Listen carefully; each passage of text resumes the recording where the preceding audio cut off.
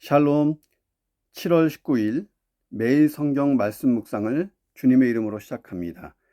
요한계시록 13장 1절부터 10절까지의 말씀을 같이 봅니다. 내가 보니 바다에서 한 짐승이 나오는데 뿔이 열이요 머리가 일곱이라. 그 뿔에는 10왕관이 있고 그 머리들에는 신성모독하는 이름들이 있더라. 내가 본 짐승은 표범과 비슷하고 그 발은 곰의 발 같고 그 입은 사자의 입 같은데 용이 자기의 능력과 보좌와 큰 권세를 그에게 주었더라. 그의 머리 하나가 상하여 죽게 된 것 같더니 그 죽게 되었던 상처가 나음에 온 땅이 놀랍게 여겨 짐승을 따르고 용이 짐승에게 권세를 주므로 용에게 경배하며 짐승에게 경배하여 이르되 누가 이 짐승과 같으냐, 누가 능히 이와 더불어 싸우리오 하더라. 또 짐승이 과장되고 신성모독을 말하는 입을 받고 또 42달 동안 일할 권세를 받으니라. 짐승이 입을 벌려 하나님을 향하여 비방하되 그의 이름과 그의 장막 곧 하늘에 사는 자들을 비방하더라.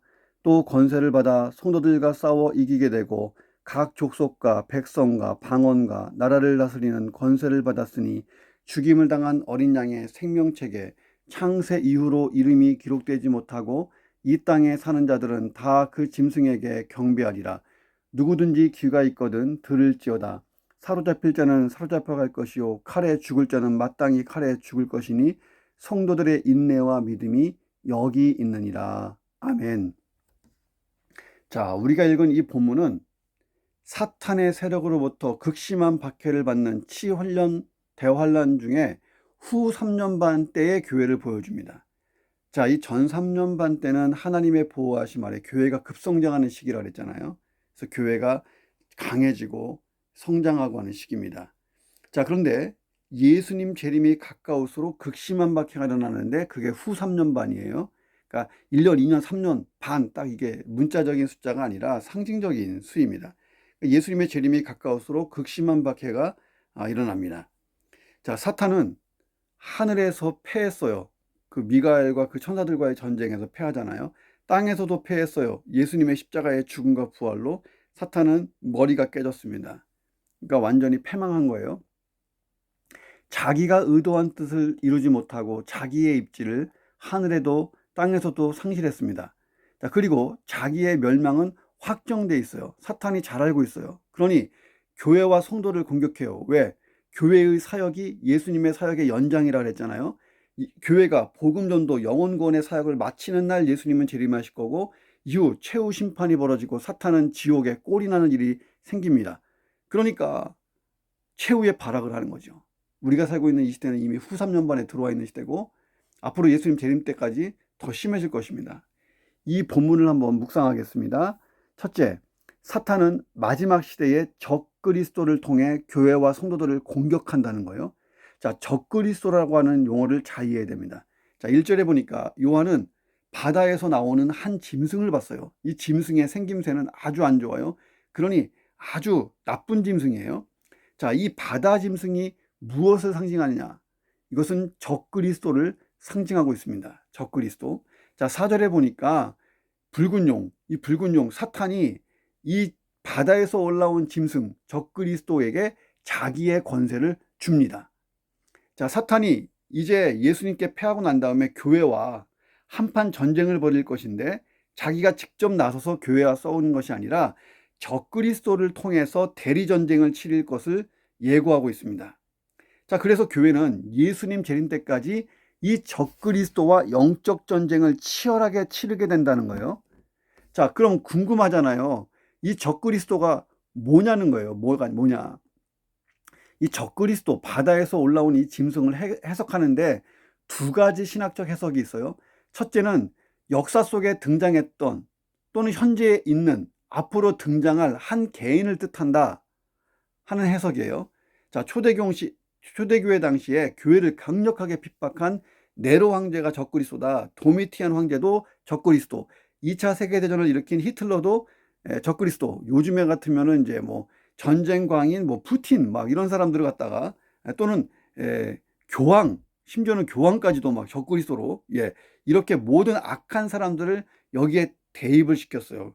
이 복음과 교회와 예수 그리스도의 반대되는 이런 세력 한 개인을 이렇게 매치시켰습니다. 이런 해석은 지금까지도 많이 나와요. 근데 이렇게만 해석하기에는 본문이 가지고 있는 의미가 좀 더 심오하고 넓다는 거예요. 그래서 두 번째 해석이 필요합니다. 이것은 한 개인이 아니라 예수 그리스도, 복음을 대적하는 모든 세력을 뜻한다. 자, 이 세력 속에는 개인도 들어가고 단체도 들어가고 국가, 사상, 철학, 심지어 세속화 같은 어떤 시대 사조, 이런 것까지를 포함한 반그리스도 세력, 복음에 반대되는 모든 것을 포함시키는 그런 세력이다. 그러니까 우리는요, 이 둘을 모두 수용해야 돼요. 앞에 것도 맞고 뒤에 것도 맞다는 거예요. 이걸 잘 병합시켜서 이해하면 됩니다. 자, 적그리스도는 예수님이 이 땅에 오실 때부터 다시 오시는 재림까지 존재했고, 지금도 하고 있고, 앞으로도 계속 나올 거라는 거예요. 자, 예수님은 유대와 로마에 의해 십자가의 죽음을 당하셨어요. 그 이후로 교회는 수많은 적그리스도 세력에 의해서 핍박을 받았습니다. 지금도 그러고 앞으로도 그럴 거예요. 한국에서는 느끼지 못하죠. 대한민국에서는. 그런데 인도, 우리 선교사님 사역하는 데만 가도 순교가 일어나고 교회가 불타고 그런 게 지금도 일어나고 있습니다. 때로는 한 개인이 강력한 권세로 교회를 공격하기도 했고, 집단이나 국가적인 힘이 그렇게 교회를 공격하기도 했던 교회의 역사가 있습니다. 여러분 이해가 되세요? 자, 우리는 지금도 적그리스도와 싸우는 중입니다. 이 적그리스도 뭐냐? 사탄이 뒤에 있어요. 사탄이 조종하는 반그리스도 세력이라는 거예요. 이것은 한 개인도 되고 집단, 국가, 사조, 어떤 그 시대 풍조 여러 가지가 된다는 거예요. 사탄은 모든 반그리스도적인 대상들을 다 끄잡아 들어갔고 조종하면서 교회를 공격하는 거예요. 자, 그러니까 적그리스도가 정치적인 세력만도 아니라는 거예요. 우리가 알고 있는 이단 종파도 마찬가지예요. 적그리스도예요. 지금 한국에도 얼마나 많은 이단들이 성도들을 유혹하고 해치고 있나 보세요. 사탄은 다양한 적그리스도를 이용하여 교회와 성도를 혼란하게 하고 두려워하게 하고 유혹에 넘어가게 하고 신앙생활을 중단하고 쉬게 합니다. 그러므로 우리는 내 주변에서 활동하고 있는 적그리스도들을 정확하게 구별해내는 영적인 분별력을 가지고 살아야 돼요. 왜? 그 뒤에 사탄이 조종하고 있다니까요. 심지어 나와 가까운 가족, 이웃, 공동체 내에도 그런 세력이 존재한다는 거예요. 자, 그럼 궁금하잖아요. 적그리스도가 하는 일의 목적이 뭐냐는 거예요. 적그리스도는 철저히 사단이 하고 있는 일과 목적을 성취하는 것입니다. 그리고 사탄을 기쁘게 해요. 사탄의 일과 목적이 무엇입니까? 교회를 무너뜨리는 거예요. 왜? 교회가 사역 끝내면 자기의 종말이 오잖아요. 자기가 사탄을 섬기고 있다는 사실조차 모르면서 조종당하는 적그리스도 세력이 허다합니다. 자, 그런데 우리가 하는 일과 목적이 뭐예요? 예수님이 하는 일과 목적을 성취하는 거예요. 그러니까 교회는 예수님의 분신이고 예수님이 사역하시는 성육신의 연장이에요. 예수님이 하시던 그 일 뭐예요? 복음 전도와 영혼 구원 계속하는 것입니다. 예수님을 기쁘게 하는 거예요.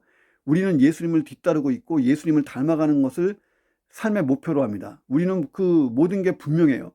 자, 이 적그리스도 세력처럼 뒤에서 사탄이 조종한다는 것도 모르면서 그렇게 복종하지 않아요. 우리는 우리를 주관하시고 우리를 이끌어 가시는 분이 예수님인 것을 알면서 분명하게 그 예수님의 사역과 그 예수님의 그 목적을 달성하고 있는 거예요. 자, 이제 좀 더 이해가 되시죠? 이 두 세력은 완전히 반대예요. 사탄은 예수님과 반대고 적그리스도는 교회와 반대입니다. 적그리스도와 교회는 대리 전쟁을 치러요. 그런데 이 전쟁은 교회가 이기죠. 왜? 예수님이 사탄을 꺾어놨으니까. 당연한 거 아니겠습니까? 자, 교회와 사탄의 영적 전쟁. 교회가 예수 그리스도의 권세만 의지하고 싸우면 이기는 전쟁이에요. 이미 승패가 정해졌어요. 자, 마찬가지로 교회와 적그리스도의 싸움도 교회가 이겨요. 다만 그 과정에서 많은 희생이 발생해요. 지금까지 복음, 교회, 하나님 나라 위하여 희생당한 수많은 그리스도인의 숫자가 얼마나 될까요? 자, 요한계시록 앞부분에서 봤잖아요. 제단 밑에서 하나님께 탄원하고 있는 많은 기도하고 있는 앞서간 순교자들, 최초의 순교자 스데반 이후에 야고보, 바울, 베드로를 시작으로 줄줄줄줄 나왔잖아요. 이 영적 전쟁은 그야말로 그래서 전쟁이에요. 우리가 긴장하고 경계해야 되지만 두려워할 필요는 없어요. 동료들은 피 흘리며 싸우는데 나는 주저하고 있고 잠자고 있으면 또 안 됩니다. 그렇잖아요. 우리는 그리스도의 좋은 군사잖아요. 찬송가 349장 가사가 있죠. 나는 예수 따라가는 십자가 군사라 주 이름 증거하기를 왜 주저하리요. 다른 군사 피 흘리며 나가서 싸울 때 나 혼자 편히 앉아서 바라만 보리요. 다른 사람 어찌든지 나 주님의 용사되리. 나는 주의 군사되어 충성을 맹세하여 내가 승리하기까지 주 은혜로 싸우리. 주님의 용사된 나에게 주의 일 맡기소서. 얼마나 멋있어요. 저는 이 찬양만 부르면 가슴이 뜨거워져요. 찬송가 349장. 이 찬송가를 불러보면 묵상해 보세요. 우리가 사는 시대는 적그리스도와의 영적 전쟁의 한복판에 있는 그 시대입니다. 그리고 주님이 다시 오실 재림이 가까워졌기 때문에 이 전쟁은 점점 치열해질 거예요. 이 찬양과 함께 잘 무장하시기를 주님의 이름으로 축원합니다. 자, 두 번째, 이 적그리스도는 사탄의 아주 강포한 하수인이라는 거예요. 사탄은 적그리스도를 이용하여 교회와 성도를 무너뜨려요. 자, 2절에 보세요. 용이 붉은 용이에요. 앞에 나온 붉은 용. 사탄이 자기의 능력과 보좌와 큰 권세를 그에게 주었더라. 자, 전권을 위임한 거예요. 자, 바다 짐승, 적그리스도의 생김새 보세요. 내가 본 짐승은, 요한이 봤어요.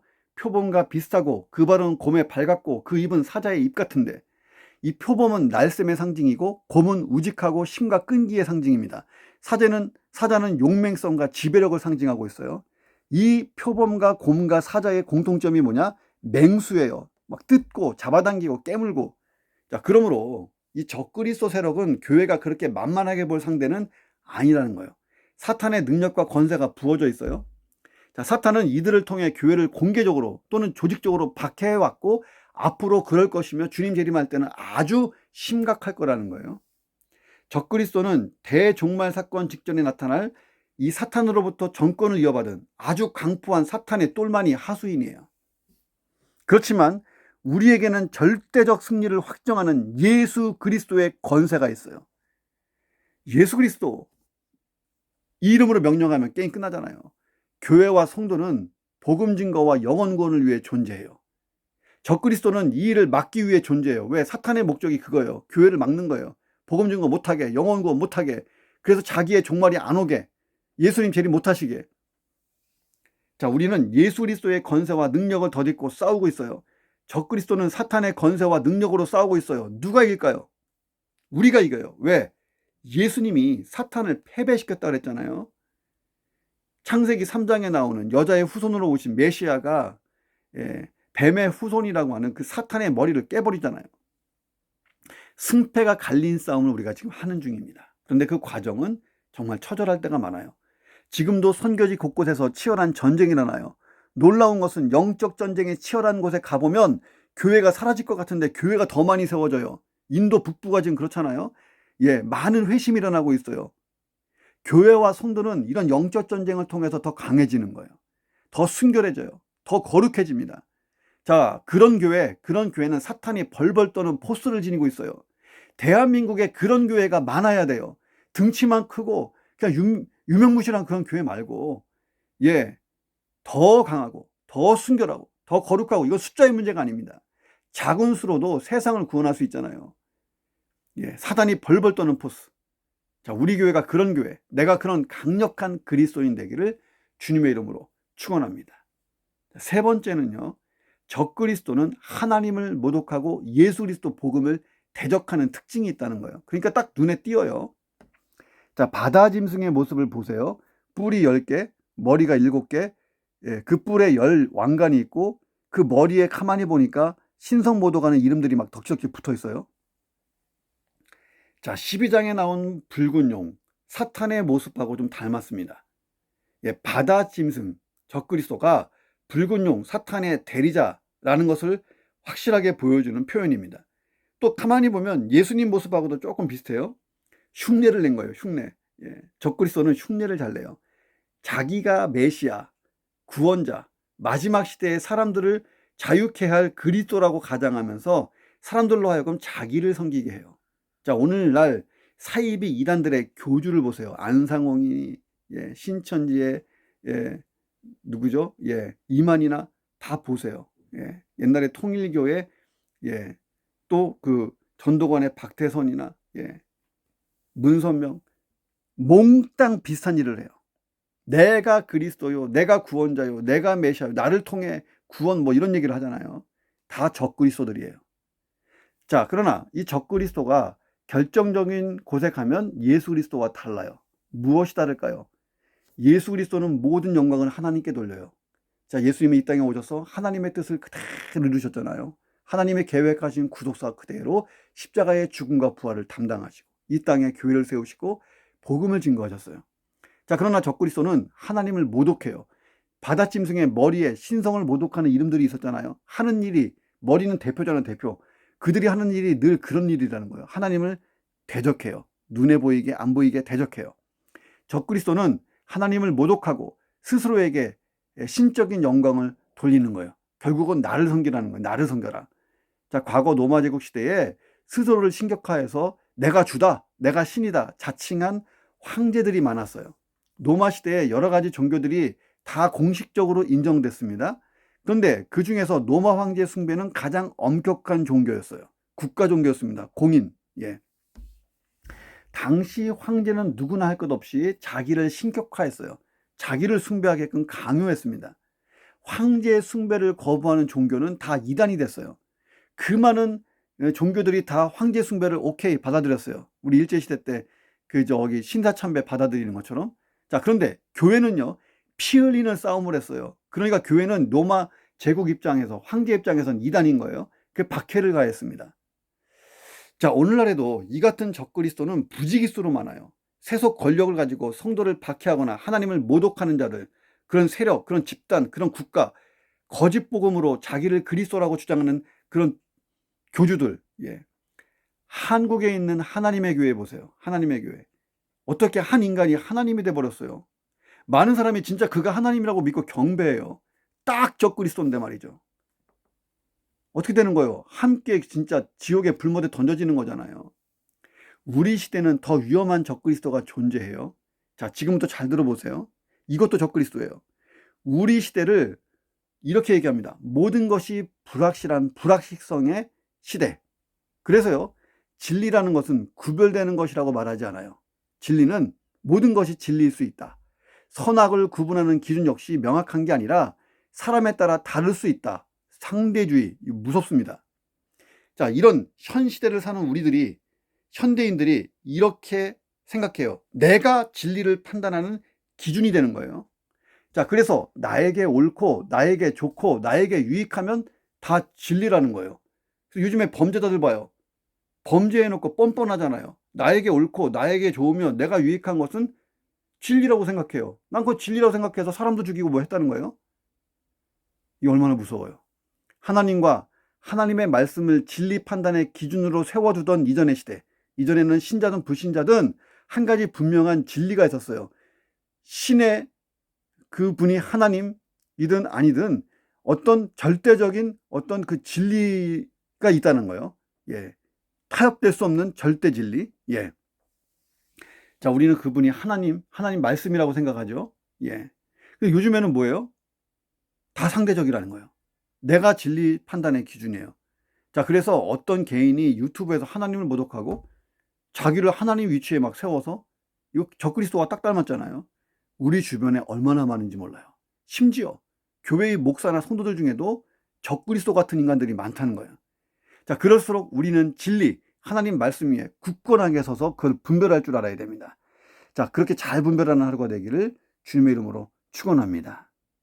자, 네 번째, 이 사탄은요, 성도와 교회를 미혹하기 위해서 간교한 술수를 씁니다. 우리 시대는 더해요. 간교한 술수. 흉내내고 비스무리하게 만들고 세속화시키는 거예요. 3절 보세요. 그의 머리 하나가 상하여 죽게 된 것 같더니 그 죽게 되었던 상처가 나음에 온 땅이 놀랍게 여겨 적그리스도 이 짐승을 따르더라. 죽었다가 상처가 났고 살아났어요. 뭔가 흉내낸 느낌이 있잖아요.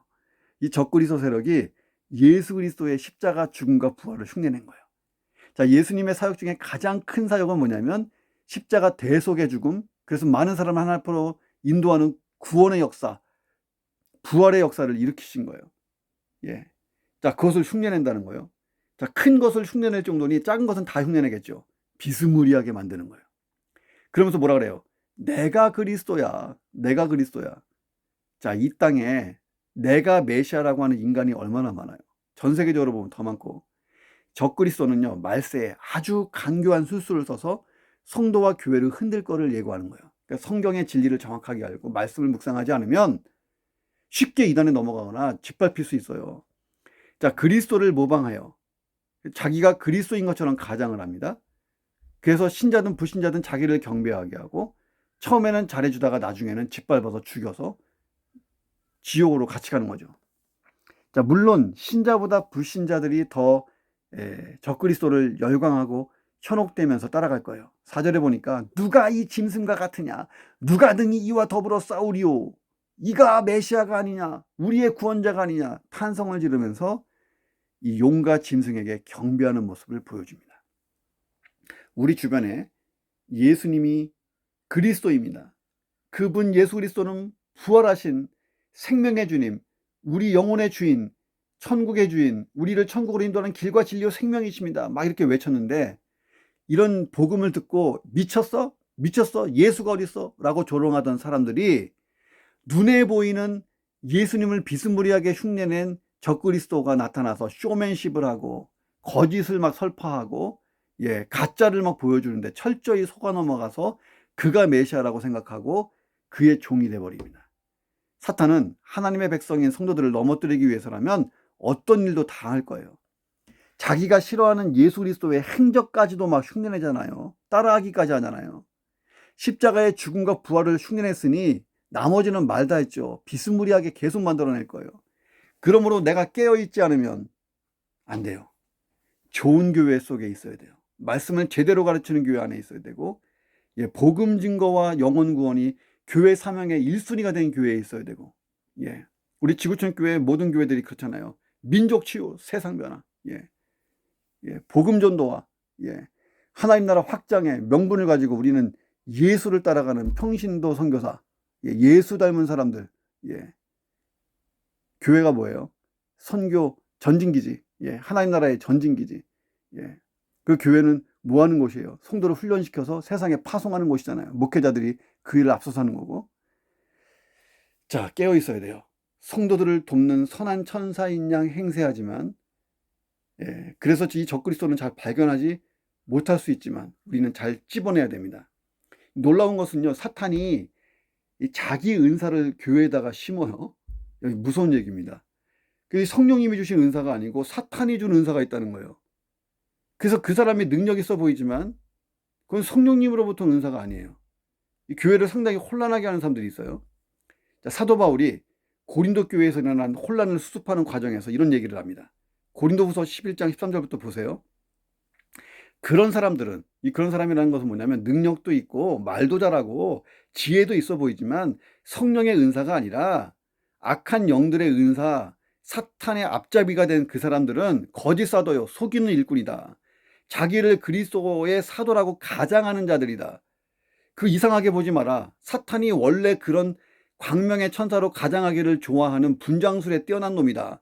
그러니 사탄의 앞잡이들이니까 걔네들도 그런 거다. 자, 그러므로 사탄의 일꾼들도 자기를 의의 일꾼으로 가장을 한다. 그게 대단한 일이 아니니 그들의 마지막은 그 행위대로 다 심판받을 것이다.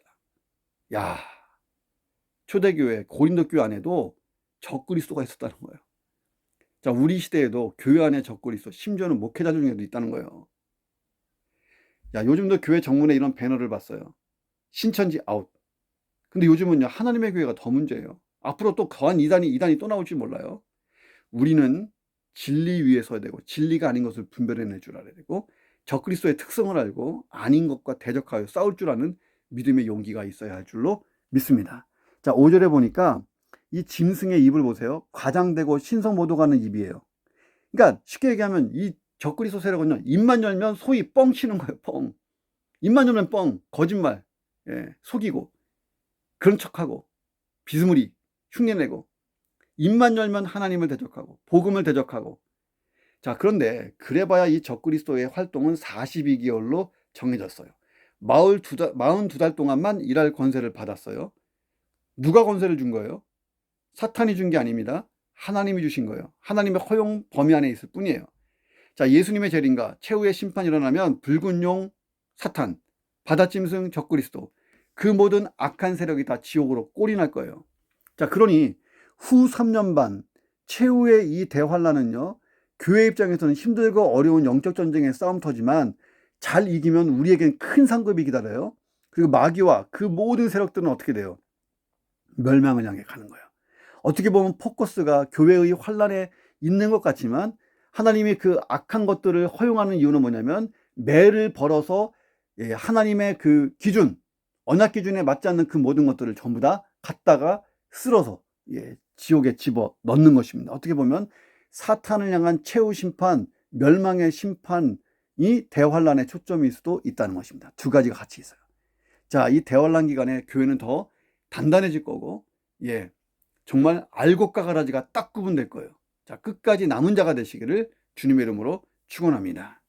다섯 번째, 마지막 하나만 더 봅니다.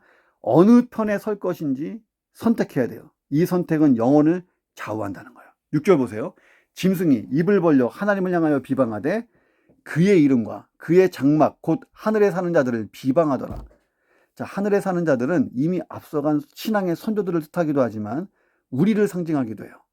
짐승이 하나님도 비방하지만 하늘에 있는 자를 비방하는 거예요. 자, 근데 이게 왜 우리를 상징하기도 하냐면 우리는 이 땅에 살지만 우리의 고향이 하늘나라잖아요. 천국이에요. 근본이 하나님 나라예요. 왜? 내가 예수 믿을 때 하늘에서 다시 태어났다라고 얘기했잖아요. 영적으로. 영적 탄생. 이 거듭난 사람들이에요. 하늘에서.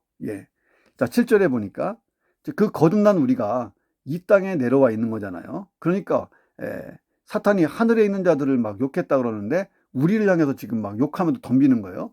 이 적그리스도 세력이. 자, 7절 보세요. 이 권세를 받아서 누구한테 받은 거예요? 사탄한테 받았겠죠. 받아서 성도들과 싸워 이기게 되고 각 족속과 백성과 방언과 나라를 다스리는 권세를 받으니라. 자, 성도들과 싸워서 이길 때도 있어요. 그러니까 교회가 적그리스도와의 싸울 때 이게 쉽지 않은 전쟁을 하게 될 거라는 것을 보여줍니다. 요한이 적그리스도가 성도들과 싸워서 이기는 모습도 봤어요. 자, 그런데 앞에서 말했잖아요. 이미 승패는 정해졌고 42개월 동안만 허용됐다. 문자적인 42개월이 아니고 예수님 재림 전까지다는 거예요. 자, 교회와 적그리스도 간의 전쟁이 치열할 때 사람들은 둘 중에 하나를 선택해야 돼요. 8절 보세요. 죽임을 당한 어린 양의 생명책에 창세 이후로 이름이 기록되지 못하고 이 땅에 사는 자들은 다 그 짐승에게 경배하리라. 좀 더 가면 그런 얘기가 나와요. 이 짐승의 표를 받는 사람들, 이마에 꽝 찍히고 막 하는 사람도 있어요. 나는 적그리스도의 소속 이렇게 돼버리는 것입니다. 자, 우리는 누구 소속? 예수님 소속. 우리도 인을 맞았잖아요. 요한계시록 7장에 보면, 자, 요약하면 이런 거예요. 이 8절의 내용은 예수 그리스도를 믿고 구원받거나 적그리스도를 따르다가 멸망당하거나 둘 중에 하나라는 거예요. 자, 누구든지 귀가 있으면 들으라는 거예요. 뭘 들어요? 복음을 듣고 진리를 들어보라는 거예요. 대부분의 사람들은 귀를 가지고 있어요. 자, 그런데 여기서의 이 귀는요, 영적인 귀예요. 자, 우리는 열린 귀를 가진 사람들이에요. 그러니까 복음을 듣고 거듭나고 예수님을 만났잖아요. 불신자들은 닫힌 귀를 가지고 있는 사람들이에요. 그 결과 복음을 받아들이지 않고 엉뚱한 것을 선택해요. 자, 적그리스도를 따라가요. 그 결과는 천국과 지옥으로 나뉜다는 거예요. 자, 10절에 보니까 앞으로 사로잡힐 자는 사로잡혀 갈 것이요 칼에 죽을 자는 마땅히 칼에 죽을 것이니 성도의 인내와 믿음이 여기 있다. 이 또한 무슨 뜻일까요? 주님 재림하실 때까지 우리가 이 영적 전쟁을 잘하는 방법은 딱 두 가지. 인내하고 믿음을 지키는 거예요. 믿음의 인내. 자, 사로잡히는 일이 있더라도 칼에 죽을 일이 있더라도 믿음과 인내로 이기라는 거예요.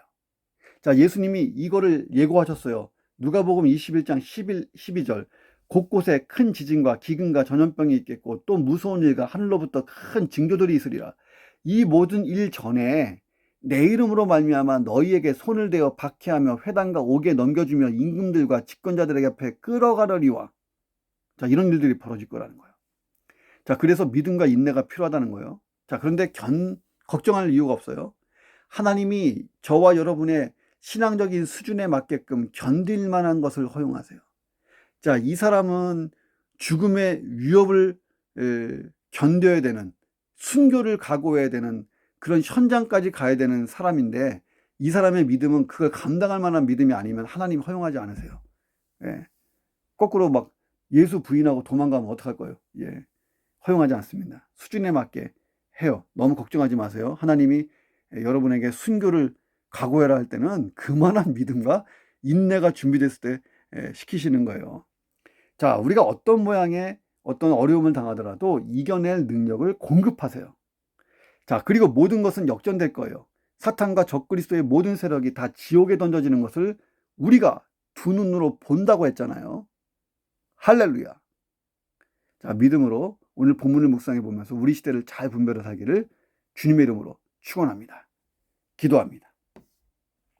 하나님, 사탄의 하수라고 하는 적그리스도가 전에도 있었고 이제도 있고 앞으로도 있을 것입니다. 주님의 재림하는 그때가 되면 적그리스도 세력의 역사가 심할 것입니다. 왜? 그들의 종말이 다가오기 때문입니다. 교회는 계속해서 복음을 증거할 것이고 영혼을 구할 것입니다. 이 사역이 끝나면 하나님 주님 다시 오시고 영원한 심판, 영원한 천국과 지옥의 분별이 있을 것입니다. 하나님 그 나라 들어갈 때까지 우리가 영적 지혜와 능력을 공급받고 이 사역 잘 감당할 수 있도록 도와주시옵소서. 성령으로 충만하게 하시고 말씀으로 무장돼서 우리에게 주신 최고의 권세, 절대적 권세, 예수 그리스도의 그 이름을 가지고 이 적그리스도와 싸워 이기게 하여 주시옵소서. 하나님, 사탄은 간교한 술수, 수단과 방법을 가리지 않는 교묘한 전략을 가지고 우리를 공격할 것입니다. 그러므로 내 믿음을 잘 지키고 우리 가족과 이웃들의 믿음을 지켜주고 교회를 보호하는 그런 전사와 같은 그리스도인, 용감한 그리스도인 되게 하여 주시옵소서. 하나님, 이 적그리스도 세력이 대단할지라도 다 하나님의 주권 속에 있습니다. 하나님만이 영원한 권세자요 모든 것의 주인이시고 알파와 오메가, 시작과 마지막 모든 것을 통제하시는 분이십니다. 그 믿음이 있다면 담대히 복음과 교회, 하나님 나라 위하여 계속해서 헌신하게 하시고 마지막 시대에 가장 멋있는 인생 살다가 주님 부르시면 달려가게 하여 주시옵소서. 우리 주님 다시 오시는 그날 영광의 잔치에 영광의 관을 쓰고 영광 찬양하게 하여 주시옵소서. 예수 그리스도의 이름으로 기도합니다. 아멘.